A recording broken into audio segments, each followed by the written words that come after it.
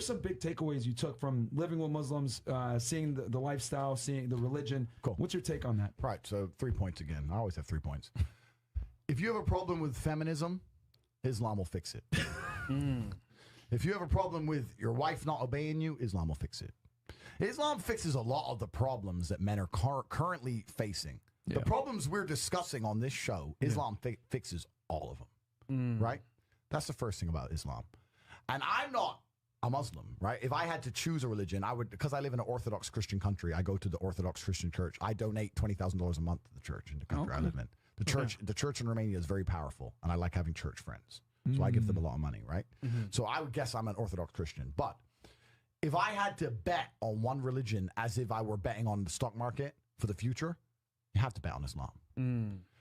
Because Muslims are intolerant. And I'm not saying that disrespectfully.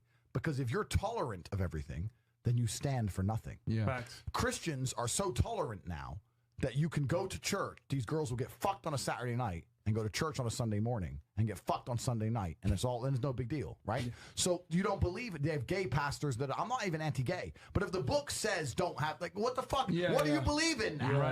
If you're tolerant of everything, you stand for nothing.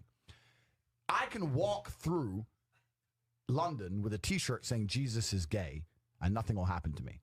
If I did the same thing with the Islamic prophet, I'd be dead before I got to the end of the street. Boom. That's how much they believe and respect. And I respect people who stick up for what they believe in. Yeah. It's not even about me believing in it. I respect them because they believe and they will defend. Muslims are the only people who will defend their religion. They will defend their beliefs. They refuse to be mocked. They refuse to be insulted. And I respect that about them. I respect that. That's an amazing thing about them, right? And the third point is, and I've been all around the world, some of the best countries in the world today are the first world Muslim nations. Yeah.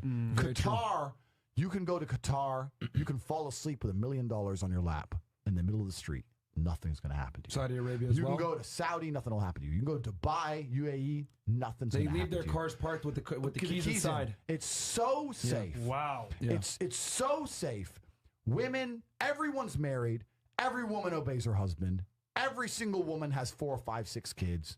Big families. All the things we're talking about, all the problems we have here, right? They've got none of that. None of it. Because of Islam. Islam keeps society in the role where women obey their man. Women have children. Women have big families. Women are exceptionally happy to do so. Yes. Before some Western girl comes in here and runs her mouth, the Islamic women are happier than any fucking thought you're going to see in the club tonight. They're very true. They're happy. Society is functioning. Their population is growing because in most Western countries, the population is declining. Yep. Tim Cass was talking about it today. I was talking. We were 2 showed it on people the have boat. 1 kid.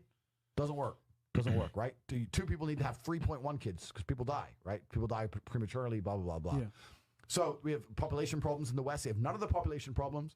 Society is functioning. And that's what society is.